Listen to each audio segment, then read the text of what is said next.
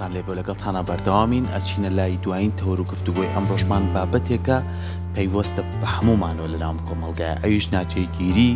نرخی دراوە کە لە نێو بازاڕ و لە نێو کارکردنی ڕۆژانەمانە هەیە ئەبینین ئەوەتەی ئەم جەنگە سەری هەڵداوە ئەبینی ڕووی ئابووریش لە لای ئێمە ناچێگیریەکی پێوە دیار بووە بەهۆی ئەوەی کە دراوەکان هەمیشە لە بەرز و نزمیان یعنی بە دەقە و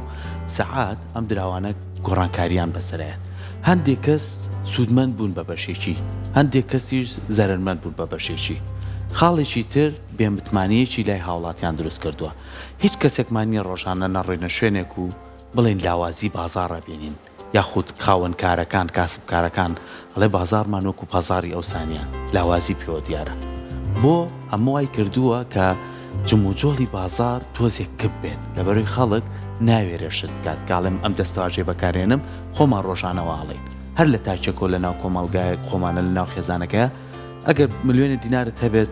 ناوێری بڕشتێکی پێ بکڕی ئەڵێنەوەکەم وەسعبە لایەکیکە بڕوە باباسی ئەو خاڵانە بکەین یاخود زۆر کەسمانەیە بڕەپارێکی زۆریە کەسێک هانی ئەیاڵە بڕۆزی و کڕە لە دوایە سێرەکەی لەولەوە بە کۆمەڵ لە زەررویەتەوە یان سەر کۆسە یەک خاڵی تر هەیە ئەچیت شتێ بکڕیت ئەڵێ ئەمە بە نرخە جارانەکەی پێت ئەیە یان بەردەوام بۆ نمونە ئەچیت شتێ بکڕی نرخەکە گۆڕانکاری بەسەر هاتو تۆ حسابی بڕەپارەیەکە کردو ئەبینی بەقەت جاران شتی پێ ناکڕێت خەڵکی تووشی سترێس کردووە هەر زۆر لەبەرەوەی کە گۆڕانکاری بەسەر هەموو بابەتەکانە هاتووە کەواتە ئێمە گفتوگۆ لەسەرم بابەتاکەین بە میوانداری زۆر بەڕێز کاکە کارە بوو بەکرد وەکو مامۆستایەکی زانکۆ بەڕێزیان لای ئێمە میوانە زۆر بەخێر بێکات مامۆستا ئەم بابەتانی من باسم کرد چەند خاڵێکی زۆر گرنگی تیا ڕۆژانە بەرکەوتنمان هەیە ئەم ناجێگیری دراوە کە ئێستا لە ناو خۆمانە هەیە ئەگەر ئاوا بەردەوام بێ بازاڕ و ئابووریمان چی بەسەریەت بەڵێ سەرەتا پێش ئەوەی جاوی پرسیارەکەی جەنابەت دەمەوە پێویستە ئێمە بزانین بۆچی سعری دۆلار و دینار بەم جۆرە ناجێگیری بەخۆیەوە دەبینێت لە ڕاستیدا بوونی شەڕێکێکە لەو هۆکارانەی کە وای کردووە سعری دۆلار بەرامبەر بە دینار یاخود بەهای دۆلار بەرامبەر بە دینار ناجێگیر بێوە دەتوانین بڵین بەهای دینار دابەزێت بەراورد بە دۆلاری ئەمریکی یەکێک لە فاکتەرەکان ئەم شەڕەیەکە ئێستا لەم خۆرهەڵاتی ناوەڕاست و لە شەڕی نێوان ئێران و ئەمریکا و ئیسرائیل لەلایەکەوە هۆکاری سەرەکی کە بە تایبەتی لەم ماوەیەدا دۆلار بەهاکەی زیاتر بەرز بۆتەوە بەرامبەر بە دیناری ئەمریکی ئەوەیە کە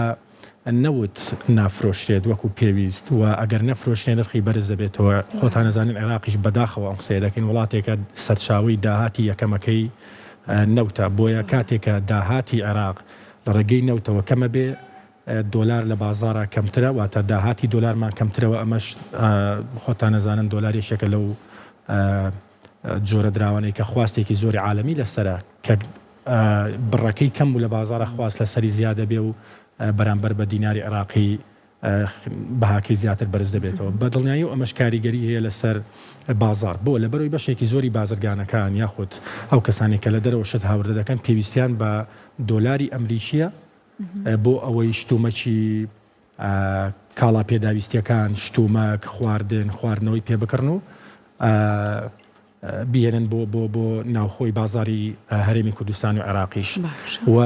ئەمەش تۆ کە دۆلارت وەکو پێویست لە بەردەست نەبوو ناچاری لە دەرەوە بڕێکی بە بەهایەکی گرانتر بیکڕی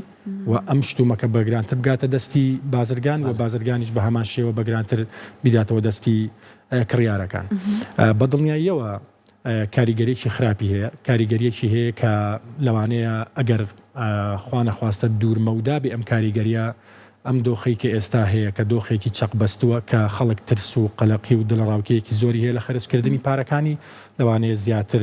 ئەو بازارەی کە ئەو کەمە بازارێک کە ئێستا هەیە لە ئایندەیەکی نزیکدا بەو هیوای کەوانە بێت بەڵام زیاتر چەق بەستوو بێت و زیاتر تەداولی پارە یاخود ئاڵوگۆڕی پارە و بازرگانی تا ئاستێکی زۆر نزم دابەزێت بەداخەوە مامۆستا هەکار ئەیان و جاران یان ئێستش ئەڵێن پارەی سپی بۆ ڕۆژی ڕەش بەناشکری خوانە بێەوە 11 ساڵە ڕۆژە ڕەشەکەی ئێمە بەردەوامی هەیە کاتە ئێمە چی بکەین؟ بەڵێ بەداخەوە کە بەڕاستی ساڵانێکی زۆرە تاکی ئێمە و خێزانی ئێمە و موچەخۆری ئێمە بە بۆنەی دواکەوتنی موچەوەک و جەنابەت ئاماژەت پێدا نزیکەی 11-12 ساڵێکە بە بۆنەی دواکەوتنی موچەوە لە ترس و دڵڕاوکەی داراییدا ژیان دەکات یعنی ترس و دڵڕاوکەیەکی هەیە کە ناوێرە پارەکانی زۆر سەرفکات باشە ئەم ترس و دڵڕاوکەیە پاڵنەرێکی زۆر بەهێزیە کە زیاتر بێ کە جەنگە ئەو ماوەیە خەڵک ئەڵێ منە مەوێ شتێک کەم نە سیارەیەک بکڕم نە شوقەیەک بکڕم نانایکەم یاخود بەنمونە سەفرێک بکەم نا سەفەرەکەم ناکەم باشە واتە خەڵک باگراوندێکی ناخۆشی دروست کردووە لەگەڵ خەرجی پارە بە بۆنەی دواکەوتنی موچەکان بە بۆری ئەوەی کە لە دۆخێکی ناسەقامگیری داراییدا ژیانی کردو ماوەی نزیکەی 11-12 ساڵە و بەڕاستی ئەوەی کە هەیە لەوانەیە بەشێکی لە خارجی توانای فەرمانبەر و تاکی ئێمەدا بێت چونکە خۆتان نەزانن ئێستا عەسری تویتەکانی دۆناڵد ترامپ و ئەمانەیە بە تویتێک دەتوانێت بازاری جیهانی بەهەژێنێ بەڕاستی بۆیە ئەم حەزەرە لەوانەیە تا مودەتێک تریش بەردەوام بێ هەتاوەکو بگەینە دۆخێک کە سەقامگیری داراییمان زۆر بێ لەوانەیە هاوڵاتی بەڕاستی ئەم حەزەرە بکە مرۆڤ بە سروشتی خۆشی بەم جۆرەیە کە هەمیشە ئەوەی کە جەنابەت پارەی سپی بۆ ڕۆژی ڕەش یاخود ماڵی سپی بۆ ڕۆژی ڕەش ئێمە ڕۆژە ڕەشەکە زۆرە بەداخەوە ینی مودەتێکی زۆرە کە دۆخی هاوڵاتی وەکو پێویست بەڵێ خۆی کە ئەم چەق بەستویە ڕوویدا تۆ دەزەبەی بۆ پارەی پاشەکەوتیش بەڕاستی وردە لە پارەی پاشەکەت کەوتە کەمەکەیتەوە لەوانەیە ئەمەش نەتوانی وەکو پێویست پلانی پێدا بنێ نەتوانی وەکو پێویست ژیانی ئاسایی خۆت بەڕێ بکەی بە جۆرێک تر دەتوانین بڵێین کوالیتی ژیانی هاوڵاتی و خێزان و تاکەکان بەڕاستی دادەبەزێت بەداخەوە مامۆستا ئێستا زۆر جار بۆ نمونە وڵاتی ئەمە بۆ نمونە هێنمەوە وڵاتی سووریا بەرەو داڕمانێکی حکومی ڕۆی یەکسەر دراوەکەی لە بازاڕ ئێمە کاریگەری هەبوو هەنی گۆڕانکاری ئەش خەڵکە چوو بە زۆری کڕی بە فەردە پارەکانەوە قیمەتی نەبوو ئەکڕی دوای ئەوی بەسکوی سفاتێ بکەم یعنی دەرفەتی دراوی بەس پەیوەست نییە بەناوخۆ پەیوەستە بە وڵاتانی جیهانەوە یعنی ئێستا بۆ نمونە ئەمڕۆ لەوانەیە باسی تویتەکانی دۆناڵد ترامپ کرد سەرۆکی ئەمریکا هەموو ڕۆژێک تویتە ئێستا ئەمڕۆ داوای کردووە کە وێنەی خۆی بچێتە سەر دراو لەوانەیە ئەمەش زۆر کەس ئەو سایانوت پارەی ترامپ کڕە بۆی ئیسفاتە بکە زۆر کەسیشمان لەناو کۆمەڵگاکە خۆمانە کڕێتی ئەم گۆڕانکاری و ئەم بڵاوکراوەی کە لە جیهان ناکرێ ئەمانە تا چەند واکات گۆڕانکاری لە دراوەکانە و ناجێگیری ئابووری دروست کات بەڵێ پێش هەموو شتێک ئەوەی کە لایەنی ئابووری بەڕاستی بەدەرنیە لە ئەوەی کە کەوتۆتە ژێر کاریگەری لایەنی سیاسی جیهانی باشە بەڵام چەند شتێکی ئێمە بە ئاماژەی پێ بدەین یەکەمیان ئاستی یەدەگی دۆلاری ئەم وڵاتەی کە ئەکەوێتە ژێر کاریگەری بە نمونە جەنابەت باسی سووریات کرد یەدەگی دۆلاری سووریا چەندە بۆ ئەوی بتوانێت تەحملی ئەو گۆڕانکاریانە بکا کە لە جیهاندا ڕوەدەن باشە ئەم بۆ نمونە کۆبوونەوەیەکی نێوان دوو وەزیری خارجی بە نمونە لە ئەوەی کە لە پاکستان ڕوویدا لەوانەیە کاریگەری لەسەر نرخی دراو هەبێ بۆ لەوانەیە وا تەسەور بکرێت کە ئەمە بەرەو دۆخێکی ئارامتر هەنگاو بنرێ یەدەگی ئەم وڵاتە دۆلاری ئەم وڵاتە لە وڵاتەکە خۆی و لە بانکی مرکزی چەندە یەدەک بۆ ئەوەی کە بتوانێت ئەم تەقەلوباتە ئەم بەرزی و نزمیە تەحملکە چونکە کە وڵاتێک یەدەگی نەبوو خۆمان وتەنی پاشەکەوتی نەبوو زۆر بە ئاسانی دەتوانی بکەویتە ژێر کاریگەری ئەو هەڵمەت و بانگەشانێک کە لە دنیادا دەکرێت باشە مستەحاکەڕەڵەن وەکو عێراق ئەم یەدەکی بانگیەکی زۆر باشێ بەڵام وادێرە بەدەست ئەمریکاوەیە شتێکی وا باسەکە خۆی لە دنیادا ئەمریکا بەڕاستی سوپەرپاوەری ئابووری لای خۆیەتی جا مەبەستم بمبورە لە قسەکە ئەوە بوو بەڵام ئێمە گۆڕانکاری زۆر خێرابنین لە بازاڕە ئێستا ئەمە لە کۆتایە یەدەکە چۆنە بەرگاگری عێراق بەڵێ بەپێی دوای هەمین بەیاننامەی بانکی مرکزی عێراق زیاتر لە 100 ملیار دلار ئەمریک پارەی با بڵێن 100 ملیار دلاری ئەمریکی یەدەگی هەیە کە ئەم مەبلەغە بۆ عێراق بڕێکی باشە بڕێکە ئەتوانێت وا بکات لەوە زیاتر نرخی دینار بەرامبەر بە دۆلاری ئەمریکی بەهاکەی لە دەست نەدات یاخود بەو شێوەیە بەرزی نزمی نەکات بەڵام هەمیشە ئەو سعرەی کە لە بانک هەیە جیاوازە لەو سعرەی کە لە بازاردا هەیە خەڵک زیاتر بەرکەوتەی لەگەڵ ئەوە هەیە کە بازار لە نووسنگەکانی ئاڵوگۆڵی دراو ئەیبینێ ئەوەی کە شتومەکی پێدەکرێت لە بازار کە نرخی کاڵا گرانەکە ئەگەرنا تا ئەم لەحزەیەش بانکی مرکزی بە 132 بۆ 1320 دینار بۆ هەر دۆلارێک بانکی مرکزی پارەیەدات بە بانکەکان و بە کۆمپانیاکان کە لەسەر سەکۆی تۆمارکراون بەڵام ئەوەی کە گرنگە ئەوەیە ئەم جیاوازی نێوان سعری بانکی و سعری ئاڵوگۆڕی نووسنگەکانی دراو زۆر نەبێ. عێراق 100 ملیار دلار بە پێی دوهەمین بەیاننامەی خۆیان لە بانکی مرکزی لە سەرەتای مانگی 4 دەری کردووە، دەڵێ ئێمە یادەگی 100 ملیار دلارمان هەیە، مەترسن تووشی دڵڕاو کێمە بن. بەڵام ئەم 100 ملیار دلارە کە تەحکومی پێ دەکرێت کێشەکە ئەوەیە کە دێتە ناو بازار چۆن تەوزیعکرێ، ئایا هەمووی بۆ بازرگانە یاخود قۆرەخەکرێت یان تا چەند بانکی مرکزی عێراقی دەسەڵاتی هەیە سەرفی ئەو پارەیە بکات، چونکە ئێمە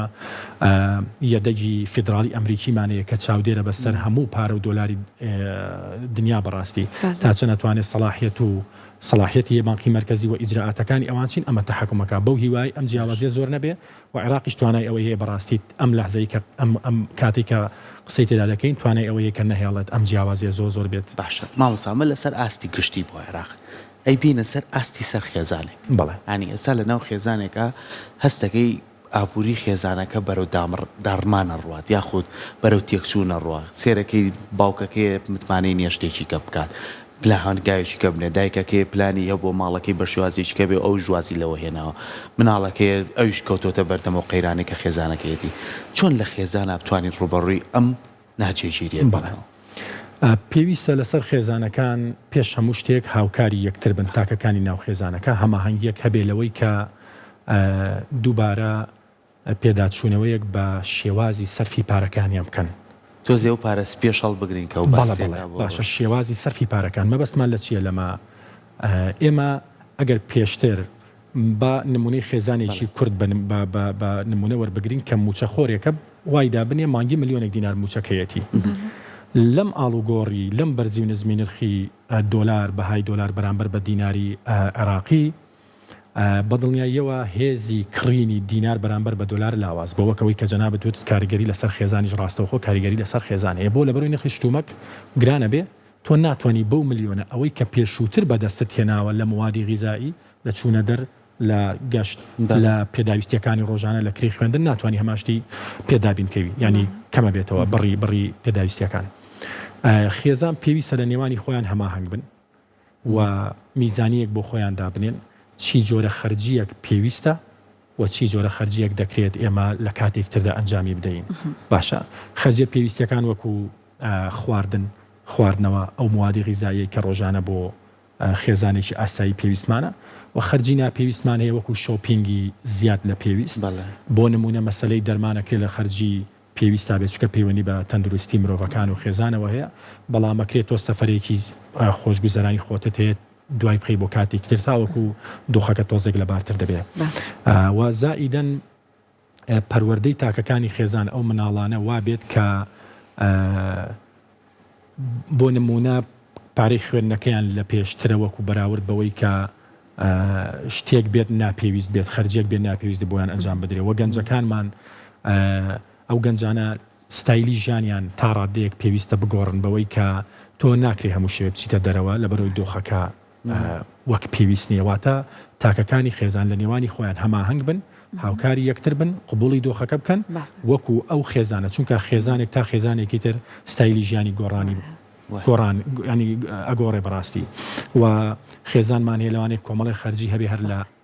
ئەساسەوە نەیکردبێ و خێزانیشمانەیە لەوانەیە کۆمەڵی خەرجی هەبێ ڕۆژانە بیکات کە خەرجی تەرفیهین بەڕاستی خەرجی خۆشگوزەرانی. باشترین چارەسەرەوەی کە میزانەیەک بۆ خۆیان دابنێن بە پێی داهاتەکەیان و سەرچاوی داهات هەمە چەشنکەن ئەگەر بکرێ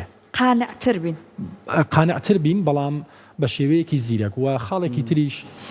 هەموو بەسەرچاو ئەوەی کە خەرجی ڕۆژانەیە دینار بێت و بڕێک لەو پارەیە کە وتمان ماڵی سپیە بکرێ بە دۆلار بۆ ئەوەی لە هەموو حاڵەتێکدا تۆ بتانی باڵانسێک لە نێوانی ئەم دوو جۆرە دراوەڕابگری. ئەگەر لە دینارەکە زەرەر کرد دۆلارەکە هەبێ، ئەگەر دۆلارەکە بەعکسەوە بوو لە دینارەکە بتوانی کەڤەری بکەیت. خوا کات دینارەکە بێ دەستەکانە خۆش